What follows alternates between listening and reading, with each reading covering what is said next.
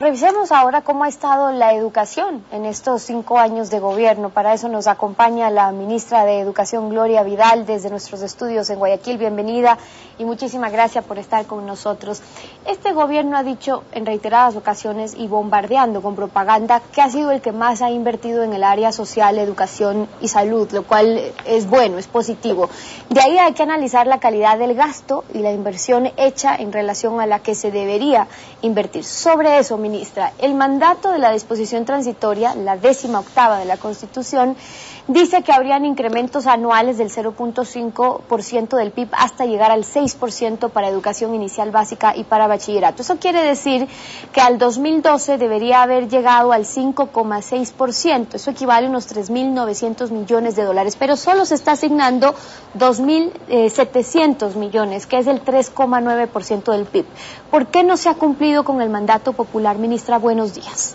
Muy buenos días a usted en particular, Stephanie, y a todas las personas que nos están viendo en este momento. Un deseo de feliz año este 2012. Igual para y usted. Que realmente cada uno de nosotros pueda alcanzar sus metas.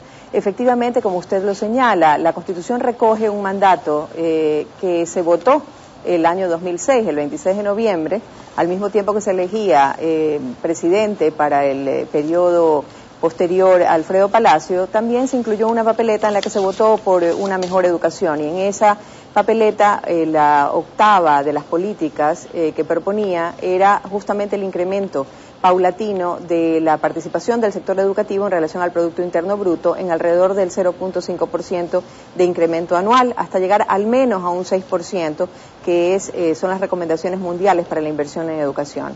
En el caso de la educación y el presupuesto que usted lee, de 2.700 millones de dólares, es el presupuesto solamente dedicado a la educación inicial, básica y al bachillerato. No consta ahí todo aquello que se invierte, por ejemplo, en la educación superior y aquello que se invierte, por ejemplo, en temas de investigación. Entonces, habría que sumar a ese presupuesto y todo aquello que se invierte, además, en temas educativos, Entonces, ¿qué porcentaje, ministra, del PIB se está invirtiendo ahora en educación, sumando lo que usted considera? Yo le puedo dar cuentas sobre lo que corresponde a educación inicial, básica y bachillerato. Nosotros estamos en alrededor de un 4.7% aproximadamente.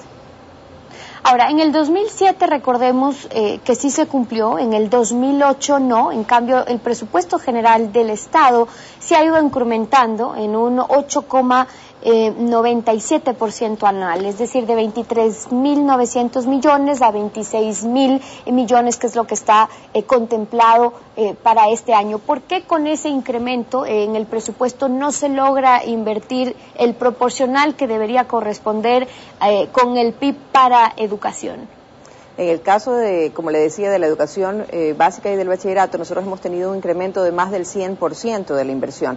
Hasta el 2006, el presupuesto asignado a educación era de alrededor de 1.200 millones. En este momento es alrededor de 2.700 millones. Y la participación en general del presupuesto del Estado, del sector de educación, es de alrededor del 10%. Es decir, los incrementos han sido notables y, como le digo, como es educación en general, deberíamos de sumarle todo lo que se invierte en educación superior, por ejemplo.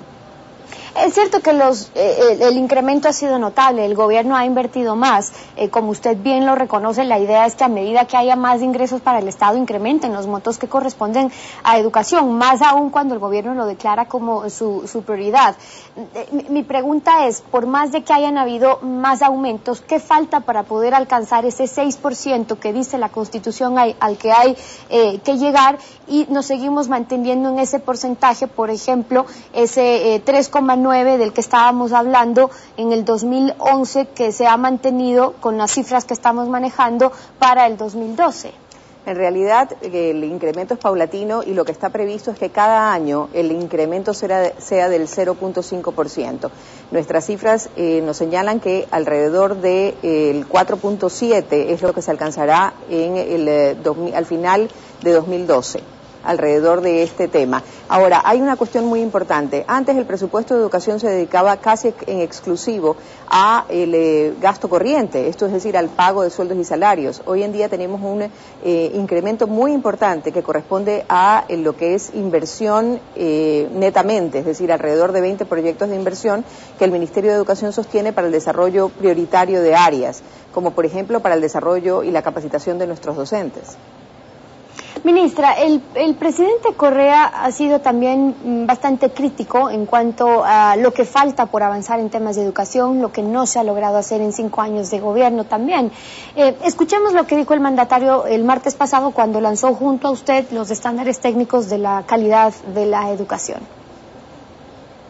Sin revolución educativa no habrá revolución ciudadana, no habrá el buen vivir. Más importante que hacer carreteras, que construir puertos, aeropuertos, es hacer crecer a nuestros jóvenes por medio de una adecuada educación. Pero creo que les voy a aguar la fiesta. Se lo anticipaba Gloria para que no se me ponga muy brava, ¿no? En el 5º año de nuestro gobierno estemos celebrando que ya tenemos estándares de calidad, cuando siempre debimos tenerlo. Normalmente yo hubiera acabado mi periodo presidencial para el cual fui originalmente elegido en enero, es decir, hubiéramos terminado los 4 años de gobierno sin proveerle a la educación del país estándares de calidad. Si no hay suficiente especialista nacional en este sentido, contratemos 3, 30, 300, los que necesiten. Aquí no hay límite presupuestario, la educación es lo fundamental para tener lo más rápido todos los estándares que sean necesarios.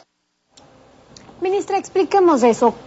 ¿Cómo funciona? El presidente dice que a los 5 años ya hay estándares de calidad, que hay que celebrarlo, pero luego dice que no hay especialistas en el país, que hay que contratar a 300 más si es que es necesario para obtener lo más rápido los estándares necesarios. Entonces, ¿hay o no hay esos estándares que necesitamos en la educación?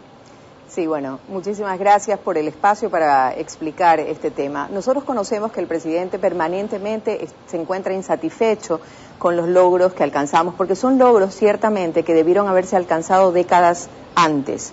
Sin embargo, pensemos por un momento, y yo hacía esta reflexión en mi discurso la misma ocasión, pensemos por un momento qué pasaba hasta hace 5 años. Hasta hace 5 años el país no tenía sistema de evaluación, el país no tenía sus currículums actualizados, el país no tenía pruebas de ingreso y de admisión para nuevos docentes en el sistema, no tenía un sistema de desarrollo profesional. Es decir, lo que se ha avanzado en el país en estos últimos 5 años es histórico. Y no lo dirá Gloria Vidal, no lo dirá probablemente el gobierno nacional, lo dirá la historia.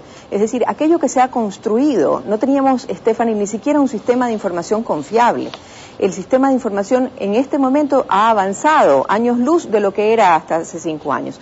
¿Qué es lo que el presidente reclama? El presidente dice, ¿por qué en este momento nosotros celebramos por primera vez tener estándares educativos y por qué esos estándares no se construyeron hace algún tiempo? Hay que entender el proceso educativo como eso, como un proceso. Es decir, aquí no hay gente que sopla y hace botellas, aquí hay gente que puede determinar cuál es la mejor botella para comprar, qué botella debe ser la más adecuada en un momento determinado, puede aconsejar el color de la botella, pero no puede soplar y hacer botellas. Los procesos educativos son procesos que deben tener un espacio y un desarrollo en el tiempo para darse.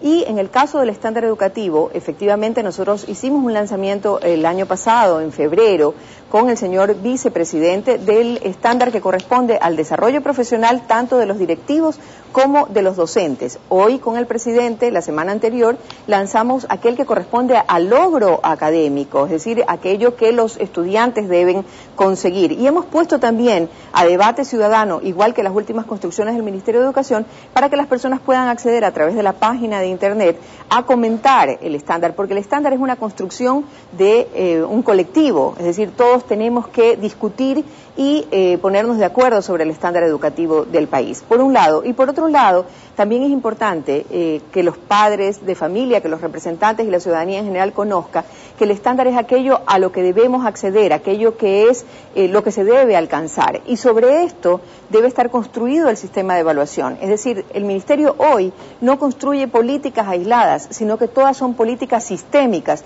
Y estos sistemas son aquellos que van a permitir el aseguramiento de la calidad. que es muy difícil de construir en corto tiempo y de una manera más rápida.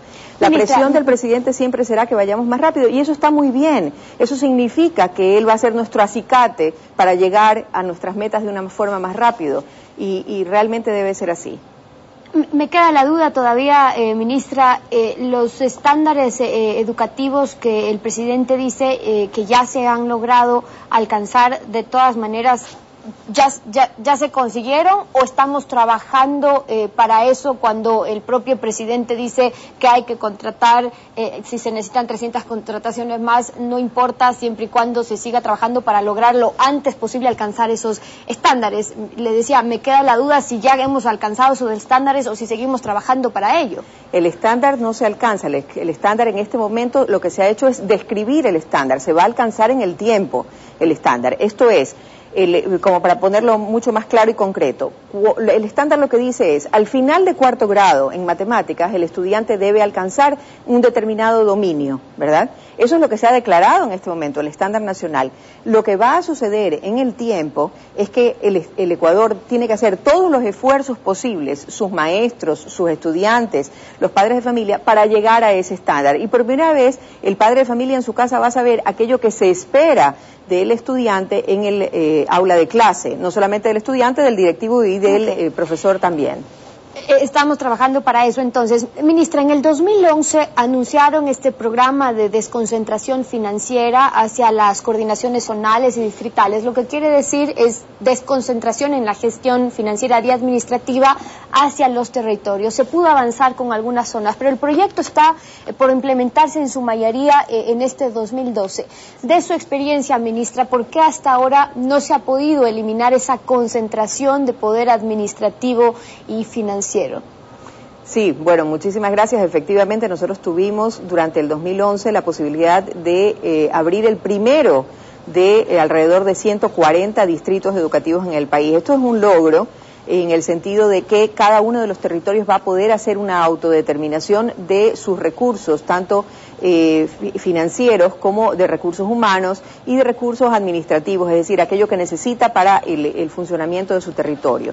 ¿Por qué? Porque nosotros en el Ecuador tenemos una tradición centralista, es decir, la mayor cantidad de decisiones se han tomado físicamente en un ministerio que tiene su sede en Quito, y muy poco de ello ha sido tomado como decisión en los territorios. Hoy lo que hacemos en el Ministerio de Educación es desconcentrar hacia el territorio, primero a las 9 coordinaciones de cada una de las zonas y después a los 143 de los distritos que tienen que construirse durante este 2012. Cada uno de ellos tendrá un administrador y por lo tanto una persona que disponga del presupuesto, que disponga de los concursos para la contratación de nuevos maestros, que disponga el arreglo de un techo, por ejemplo, y no tengan que esperar a que una carta llegue al ministro o a la ministra de Educación para que solucione este tipo de problemas. Eso está previsto para este año. Ministra, tengo un minuto, pero quiero cerrar brevemente, solamente aclarando lo que dijo en la anterior entrevista la asambleísta Lourdes Tibana. Hubo un ofrecimiento por parte de este gobierno en cuanto a la contratación de maestros y a nombramiento, que hay 50.000 maestros sin nombramiento todavía. Para este año, para este 2012, ¿qué está previsto en cuanto a ese saldo que todavía se tiene?